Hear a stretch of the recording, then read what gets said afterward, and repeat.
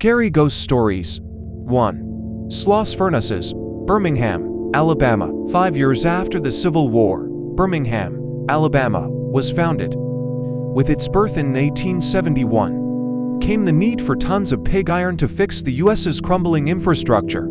So Colonel James Withers Sloss began to build Sloss furnaces. A year later, the company opened its doors to hundreds of employees, according to its official website.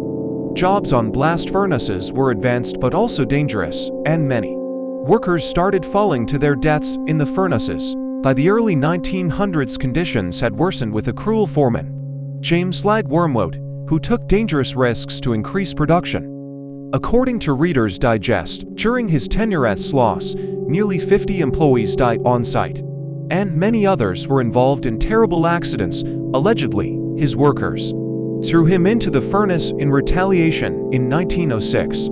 Today you can still walk the grounds of Sloss furnaces. If you dare, you may even hear Slag's voice yelling, "Get back to work," and witness other paranormal experiences. 2. The Crying Lady in the Dakota, New York, New York. Since its opening in 1884, the Dakota apartment building has been home to many rich and famous residents of New York City. Among them were John Lennon and Yoko Ono, who moved in 1973. John was also assassinated outside the building in 1980. Before that fateful day on December 8th, though, John said he saw a crying lady ghost walking the halls, and afterward Yoko, who still resides there, claimed she saw John's ghost sitting at his piano and that he said to her, "Don't be afraid, I am still with you." 3. The Bell Witch, Adams, Tennessee. If you're a scary movie lover, you might actually know about The Bell Witch. The films An American Haunting and The Blair Witch Project are both based on the story. Way back in the early 1800s, a man named John Bell moved his family to an area in Tennessee called Red River, which is now known as Adams, Tennessee. After they had settled in the new home, some peculiar things started happening. The Bell family began hearing some bizarre noises, including dogs barking, chains rattling, rats chewing, and a woman whispering. Soon, that woman became known as the Bell Witch, and many people believe she's the ghost of a former neighbor of the Bells, Kate Batts. Batts and the Bells had a dispute over land, and she had sworn vengeance on the Bell family before she died. Later on, Dell died from poisoning, and it's rumored to be the work of the Bell Witch. 4. The ghosts of the Crescent Hotel, Eureka Springs, Arkansas. Spend the night in the haunted Crescent Hotel in Eureka Springs, Arkansas, which opened in 1886.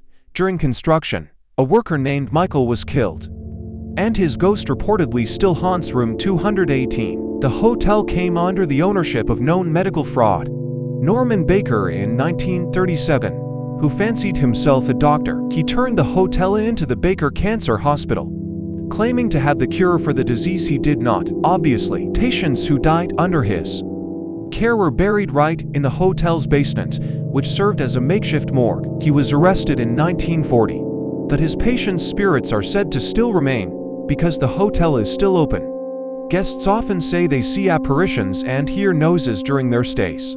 Siffy's Ghost Hunters even has footage of something moving in the basement. 5.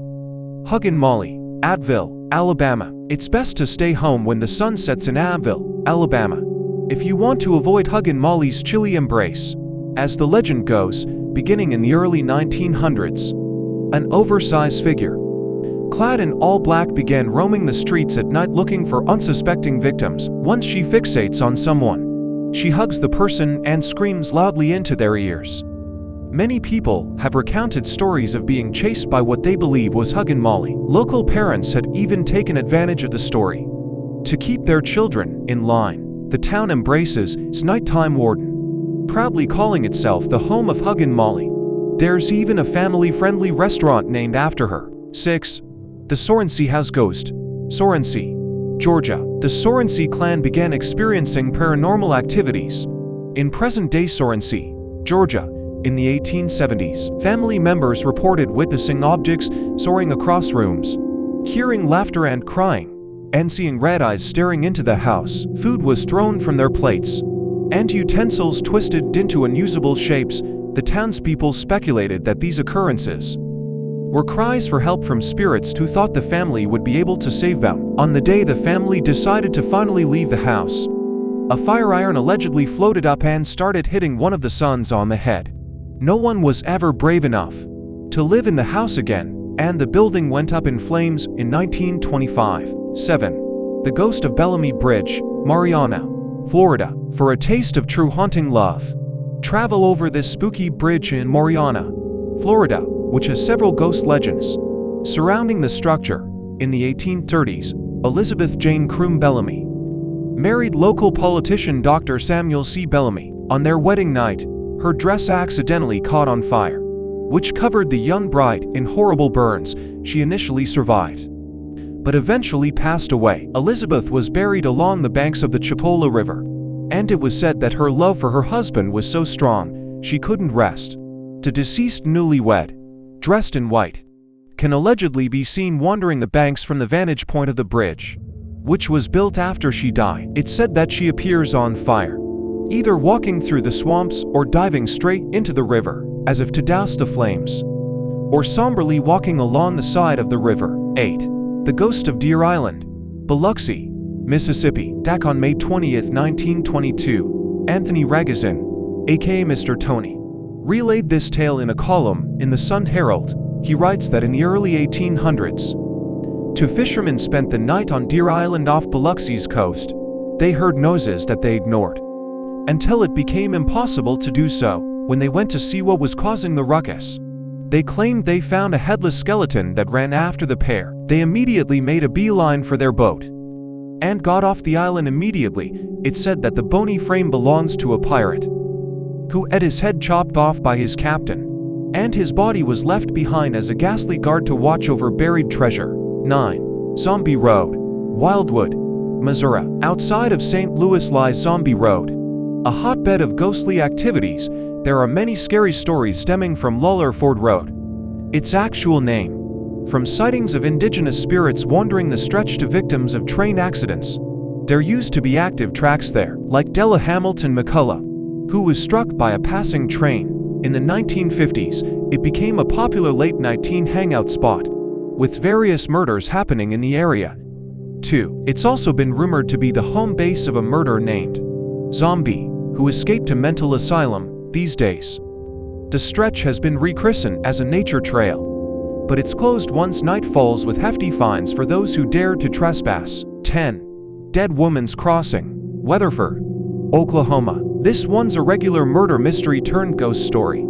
According to Atlas Obscura, in the early 1900s in Weatherford, Oklahoma, Katie DeWitt James left her home with her baby after she filed for divorce from her husband. She planned to move in with her cousin, but her family never heard from her. After an investigation, it turned out that she moved in with local prostitute Franny Norton. She was last seen leaving the house with Franny and her child in a carriage. Franny returned with the child, who was covered in blood, but without Katie. Her body was found later along a nearby creek, with her head cut off. It was rumored that her ex-husband had her killed with Franny's help, but Franny claimed she wasn't involved in Katie's death. But on the day she was supposed to be questioned by the police, she poisoned herself. Katie's still around though. She allegedly appears as a blue light floating around town, and people have reported hearing a woman looking for her baby and the rolling sound of wheels. 11. The Myrtles Plantation, St. Francisville, Louisiana. Of the numerous spirits haunting this plantation, built in 1796 in St. Francisville, Louisiana, the most known entity is Chloe. According to the official website, it's said that plantation owner Clark Woodruff carried on an affair with an enslaved person, Chloe, which he ended abruptly. She began to eavesdrop on his conversation, and he caught her. As punishment, he cut her ear off. She then poisoned the rest of his family with a birthday cake, leaving him alone. The other enslaved people knew what she had done and hanged her. She supposedly still remains on the property, with a photograph from 1990 to where her spirit is reportedly visible. Thanks for listening, guys. I hope you enjoyed this video.